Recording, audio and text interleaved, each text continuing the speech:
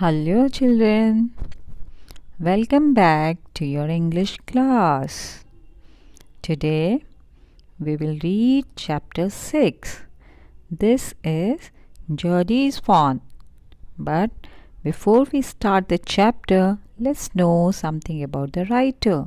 And the writer is Marjorie Kinnan Rawlings.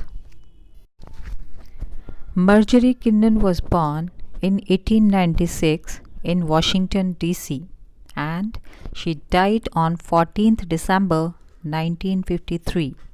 She was an American author who lived in rural Florida.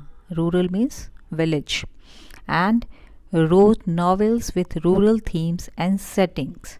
Her best known work, The Yearling, about a boy who adopts an orphaned fawn, won a Pulitzer Prize for Fiction in 1939 and was later made into a movie of the same name.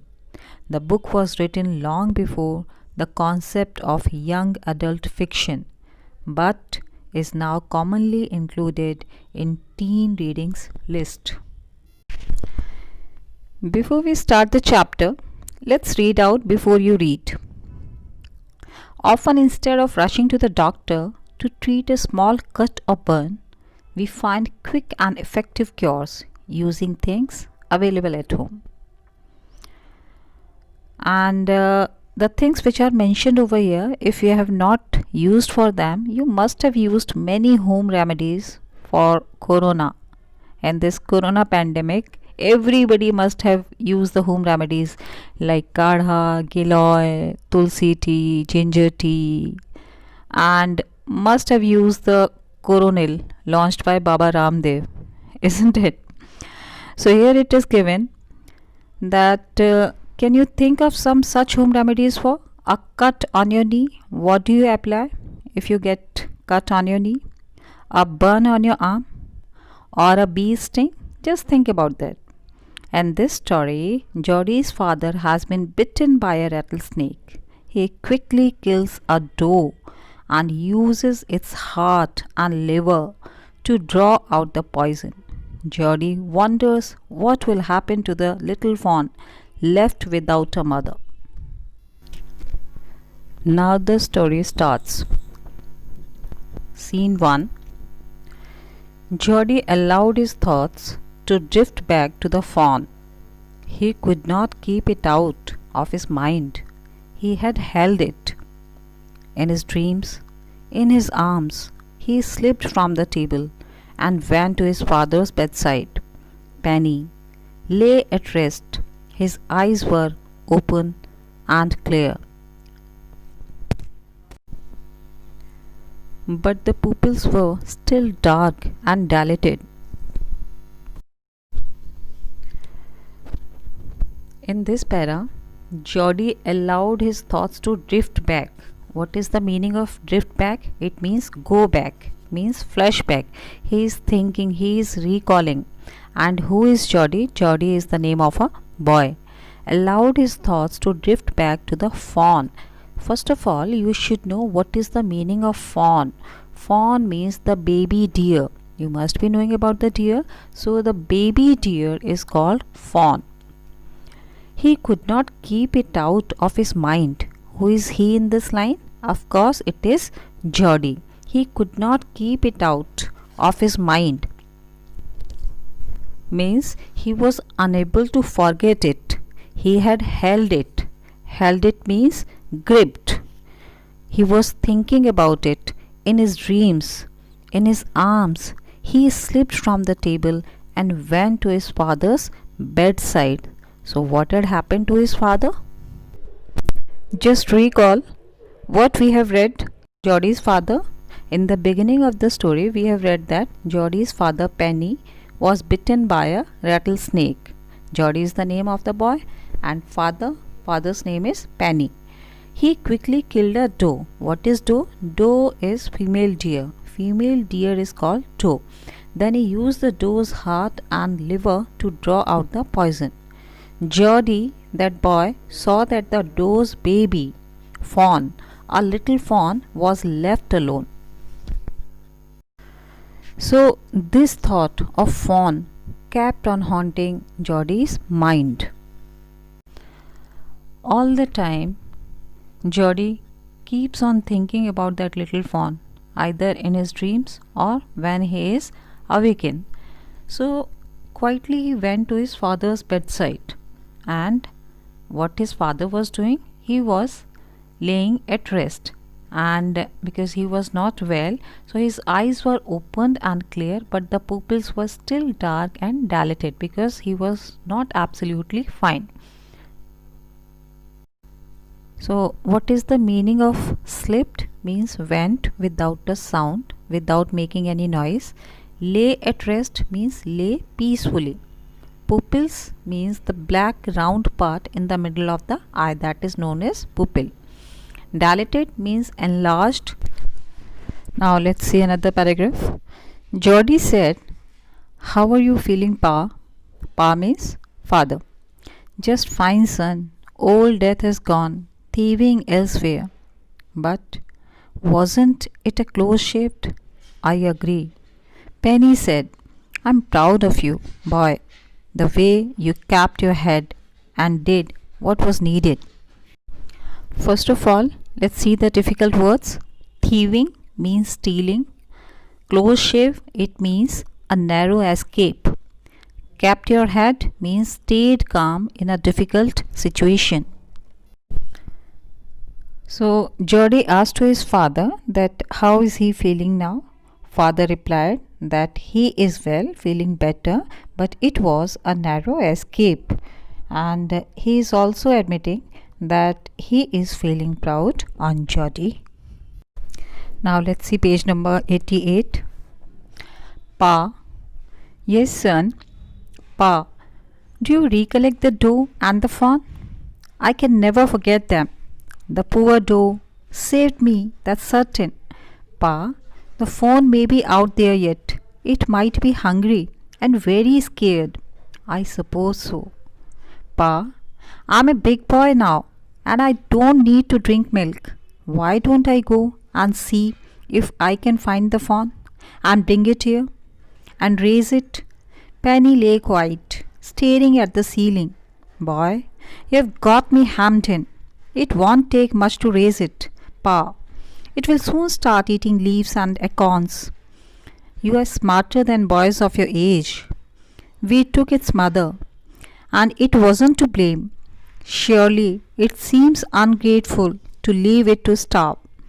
Son, I can't say no to you. I never thought I would live to see another day. Let's see the difficult words first. Recollect means recall. Doe, she deer. Fawn means the young one of a deer, means baby deer. Certain means the truth. Scared, frightened. Raise means bring up in this context. Staring means gazing. Ceiling means roof. Hemmed in means caught in a situation where one can't say no. That is known as hemmed in. Acorns means small brown nuts. Smarter means cleverer. Took in this context killed. It wasn't to blame means it was not his fault. Ungrateful means thankless. Live to see another day means survive. Now let's see the explanation. Jody asked him here, father. Jody asked to his father that to think about the fawn. He asked him to permit him to bring the fawn home. Jody wanted to raise him. At first, Penny was in a dilemma. Jody argued that raising the fawn would not be a burden. Fawn could drink Jody's milk until he started eating leaves and acorns. Jody also said that his family was responsible for the fawn's plight. Penny agreed that it would be ungrateful to leave the fawn to starve. So he gave Jody his permission. Now let's see page number 89. Can I ride back with Millville and see if I can find it? Tell your ma. I said you can go. He sidled back to the table and sat down. His mother was pouring coffee for everyone. He said, Ma, Pa says I can go bring back the fawn. She held the coffee pot in mid-air. What fawn? The fawn belonging to the doe we killed. We used the doe's liver to draw out the poison and save Pa. She gasped, Well, for pity's sake. Pa says it would be ungrateful to leave it to starve. First of all, let's see the meaning of the difficult words. Sidled back, it means walked back very quietly. Pouring, it means flowing down from a container. Liver, it is an organ located in the upper abdomen, functioning in the secretion of the bile. Draw out means extract. Gasped, it means breathe suddenly and loudly. We have seen that in previous paragraph, Jody has already taken permission from his father, but his father told him that he has to take permission from mother too. So Jody came to the table and sat down very quietly. The mother was pouring coffee in the cup. She was taken aback when Jody talked of bringing the fawn home. Seeing the mother reluctant, Jody told what his father had said. He said that Penny had said it would be ungrateful to leave the fawn to starve. Doc Wilson said, What is doc? Means doctor. Dr. Wilson said, That's right, ma'am. Nothing in the world comes quite free. The boy is right and his daddy is right. Melville said, He can ride back with me. I'll help him find it. She set down the pot helplessly. Well, if you'll give it your milk, we have got nothing else to feed it. Melville said, Come on, boy. We have got to get riding. Ma Baxter asked anxiously, You'll not be gone long. Jody said, I'll be back before dinner for sure. Melville mounted his horse and pulled Jody up behind him. He said to Melville, Do you think the fawn's still there? Will you help me find him? We'll find him if he is alive. How you know it's a he? The spots were all in a line on a doe fawn. Pa says the spots are every which way. So, one more thing we have learned here, that a male deer is having the spots in a line. Now, let's see the meaning of the difficult words. Set down means put down. Helplessly means very weakly. Gone long means gone for a long time. Mounted means got on. Every which way means in different directions. Now see the explanation. Before the mother could say anything, Dr. Wilson spoke. He told Jody's mother that nothing in the world come quite free. He meant that they must pay some price for having taken the life of doe. Here the price was to raise the fawn. Melville chipped in. Chipped in means he was also agreed. He offered to take Jody on his horse to the forest. The mother felt helpless. She only told Jody that he could give the fawn his milk. She would not give him anything else to feed the fawn. Melville mounted his horse. He set Jody behind him on the horse. Jody assured his mother, Ma Baxter, that he would be back before dinner. Now, Melville asked Jody how he knew that the fawn was male. Jody said that the spots on the fawn were all in a line. This indicated that the fawn was male. So this is we have learnt. Now let's read out the second part of the story given on page number 90. Let's start the first paragraph. Jody gave himself over to thoughts of the fawn. They passed the abandoned clearing. He said, Cut to the north, Melville. It was up here that Pa got bitten by the snake and killed the doe, and I saw the fawn. Suddenly, Jody was unwilling to have Melville with him. If the fawn was dead or could not be found, he could not have his disappointment seen. And if the fawn was there, the meeting would be so lovely and so secret that he could not endure to share it.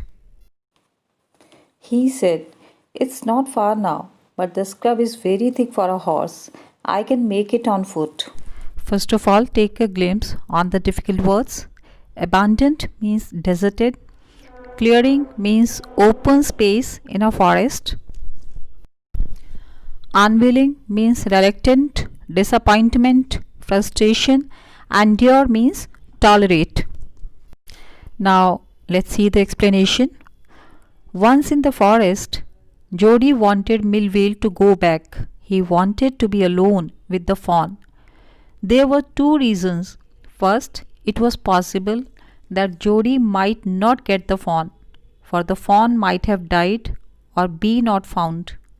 In that case, he would not like Millville to see his disappointment. Secondly, if he met the fawn, the meeting would be very lovely and secret. He would not like to share it with anyone else.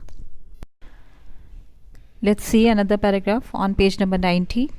He said, "It's not far now, but the scrub is very thick for a horse. I can make it on foot.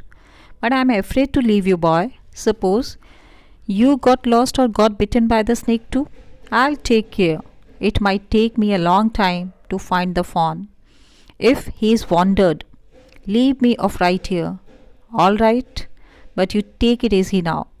You know, north here and east, there and there. That tall pine makes a bearing. So long." "So long, Millville? I'm obliged." He waited for the sound of the hoofs to end, then cut to the right. The scrub was still. Only his own crackling of twigs sounded across the silence. He wondered for an instant if he had mistaken his direction. Then a buzzard rose in front of him and flapped into the air. He came into the clearing under the oaks. Buzzards sat in a circle around the carcass of the doe. They turned their heads on their long scrawny necks and hissed at him. He threw his bow at them and they flew into an adjacent tree. The sand showed large cat prints, but the big cats killed fresh and they had left the doe to the carrion birds. He parted the grass at the place where he had seen the fawn. It did not seem possible that it was only yesterday. The fawn was not there. He circled the clearing. There was no sound, no sign. The buzzards clacked their wings, impatient to return to their business. He returned to the spot where the fawn had emerged and dropped on all fours. Studying the sand for the small hoof prints, the night's rain had washed away all tracks except those of cat and buzzards. First of all, let's see the meaning. Scrub means shrubs, etc. Right here means at this very place. Take it easy means don't worry. Makes a bearing means acts as a compass and helps to identify direction. So long, in this context, it means goodbye. Obliged means grateful. Hoofs means the feet of an animal. Crackling means breaking. Twigs means small branches of a tree. Instant means moment. Buzzard means a type of hawk. Rose appeared. Flapped means moved wings in the air. Oaks, a very tall tree. Scrawny means thin. Hissed means made a hissing sound. Bough, a big branch of a tree. Adjacent means nearby. Large cat, a big wild animal. Carrion means dead and putrefying flesh. Putrefying means decomposed. Parted means pushed aside. Circled means went round. Clacked means made a short loud sound. Impatient means eager or anxious. Emerged means came out. Dropped on all fours means put his hand and feet on the earth like an animal. Tracks means marks. Startled means surprised. Tumbled means rolled over. Lifted means raised. Shook him through means stirred him completely. Quivering means trembling. Trust means have faith in. Whispered means spoke in a low voice. Scenting means smelling. Delirious means very excited in this context. Convulsion means shiver. Stir means move. So Jody asked Millville to go. He said that the scrub was too thick for the horse to get through.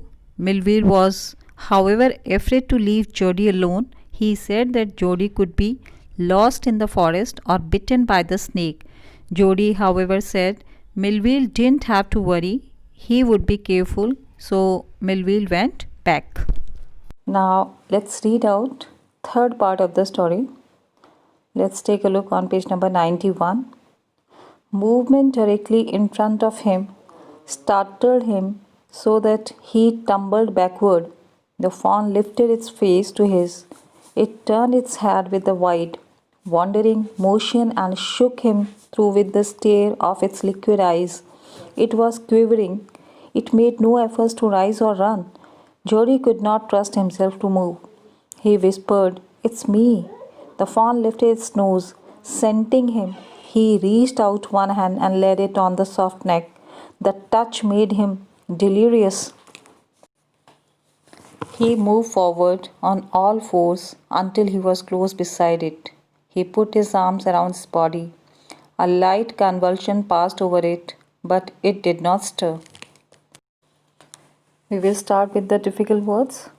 Startled means surprised, tumbled, rolled over, lifted, raised, shook him through, stirred him completely, quivering, trembling, trust, have faith in, whispered, spoke in a low voice, scenting, smelling, delirious. In this context, it means very excited. Convulsion means shiver, stir means move. Now let's see the explanation. After a while, Jody came to the carcass of the doe. The fawn was not found nearby. He tried to look for the small hoof prints, but in vain. Then there was some movement directly in front of him. Jody was overjoyed to see his swan. It was shaky, but it didn't try to rise or run. Now let's read out page number 92, first para. He stroked its sides as gently as though the fawn were a china deer and he might break it. Its skin was very soft. It was sleek and clean and had a sweet scent of grass. He rose slowly and lifted the fawn from the ground. Its legs hung limply. They were surprisingly long, and he had to hoist the fawn as high as possible under his arm. He was afraid that it might kick and bleed at sight and smell of its mother. He skirted the clearing and pushed his way into the thicket. It was difficult to fight through with his burden. The fawn's legs caught in the bushes and he could not lift his own with freedom. He tried to shield its face from prickling vines. Its head bobbed with his stride. His heart thumped with the marvel of its acceptance of him. He reached the trail and walked as fast as he could until he came to the intersection with the road home. He stopped to rest and set the fawn down on its dangling legs. It wavered on them. It looked at him and bleated. He said, enchanted, "I'll carry you after I get my breath." Now let's take a look on difficult words. China deer, it means a deer made of china clay. Sleek means smooth and shiny. Limply means weakly. Hoist means raise. Unfurl. Skirted means went around the edge in this context, or you can say avoided. Pushed his way means made his way. Thicket means bushes. Shield, protest. Prickling means pricking. Vines means creepers. Bobbed means moved up and down. Stride means walk. Thumped means beat fast. Marvel means surprise. Trail, narrow path as in a forest. Intersection means crossroads. Dangling means hanging. Wavered was unsteady. Enchanted, charmed. Jody laid his hand on the swan's soft neck. He was very happy to feel it. Jody lifted the swan from the grass very softly. He feared that the sight of its mother carcass might agitate the swan, so he avoided the clearing and went through the bushes. It was a difficult walk. He was carrying the swan in his arms. It was a long walk. He reached the trail. Then he came to the road that could take him home. Now he stopped to rest. He put the swan down. It bleated and looked at Jody. Jody was charmed. I'll carry you after I get my breath. Now, next para. He remembered his father saying that a fawn would follow if it had first been carried. He started away slowly. The fawn stared after him. He came back to it and stalked it and walked away again. It took a few wobbling steps towards him and cried piteously. It was willing to follow him. It belonged to him. It was his own. He was light-headed with his joy. He wanted to fondle it, to run and romp with it, to call to it to come to him. He dared not alarm it. He picked it up and carried it in front of him over his two arms. It seems to him that he walked without effort. His arms began to ache and he was forced to stop again. When he walked on, the fawn followed him at once. He allowed it to walk a little distance, then picked it up again. The distance home was nothing. He could have walked all day and into the night, carrying it and watching it follow. He was wet with sweat, but a light breeze blew through the June morning, cooling him. The sky was as clear as spring water in a blue china cup. He came to the clearing. It was fresh and green after the night's rain. He fumbled with the ledge and was finally obliged to set down the fawn to manage it. So, first of all, difficult words. Stalked means petted. Wobbling means rocking from side to side. Piteously means causing pity. Light-headed means unable to think clearly. Fondle means cares. Romp means play. Ache means pain. Sweat means perspiration. Light breeze means slow, pleasant wind. Fumbled means was unsuccessful. Latch means fastening for a door. Jody recalls that his father had told him that a fawn would follow if it had first been carried. So he started slowly. The fawn didn't move, so he came back to pick him. He went ahead carrying the swan in his arms. He could not go very far. He was too tired. This time, however, the swan followed him as he walked on. He allowed it to walk a little. Then he picked it up again. He reached at the gate of his home carrying the swan. Then he had an idea. He would walk into the house, into Penny's bedroom, with the fawn walking behind him. But at the steps, the fawn balked and refused to climb them. He picked it up and went to his father. Penny lay with closed eyes. Jody called, "Pa, look." Penny turned his head. Jody stood beside him. The fawn clutched hard against him. It seemed to Penny that the boy's eyes were as bright as the fawn's. He said, "I'm glad you found him." So first of all, we will see the difficult words. Balked means was unwilling. Dipped means put in. Thrust means put in with force. Clutched hard means held a tight grip. At the gate, Jody had an idea. He would walk into his father's room with the swan after him, but at the steps, the fawn would not come up. So Jody reached his father's bed with the fawn on him. Jody showed his father the fawn. The father was glad that Jody had found what he wanted. Now let's see the second last para on page number 93. Jody then went to the kitchen. The fawn wobbled after him. A pan of morning's milk stood in the kitchen safe. The cream had risen on it. He skimmed the cream into a jug. He poured milk into a small gourd. He held it out to the fawn. It butted it suddenly, smelling the milk. He saved it precariously from spilling over the floor. He dipped his fingers in the milk and thrust them into the fawn's soft, wet mouth. It sucked greedily. When he withdrew them, it bleated frantically and butted him. He dipped his fingers again, and as the fawn sucked, he lowered them slowly into the milk. Sucked and snorted. It stamped its small hoofs impatiently. As long as he held his fingers below the level of the milk, the fawn was content. It closed its eyes dreamily. It was ecstasy to feel its tongue against his hand. Its small tail flicked back and forth.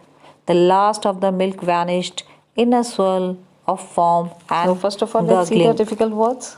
Cream means the layer above milk in this context. Risen on means come over. Skimmed means removed from the surface. Gourd means a container for liquids. Held it out to means put before. Butted means hit with the head. Precariously means with difficulty. Spilling over means falling on the ground. Sucked means drank. Withdrew means took back. Frantically means mad like. Wildly means impatiently. Content means satisfied. Dreamily means as if in a dream. Ecstasy means great pleasure. Flicked means moved. Swirl means a fast circular movement. Gurgling means the sound coming from the throat. Now this is the last explanation of the chapter. Jody offered the milk to the fawn. The milk was in the gourd. The fawn could not drink it. Then Jody dipped his fingers in the milk and thrust them into the swan's soft mouth. The swan drank the milk greedily. Then he lowered his fingers into the gourd. The swan drank from the gourd now.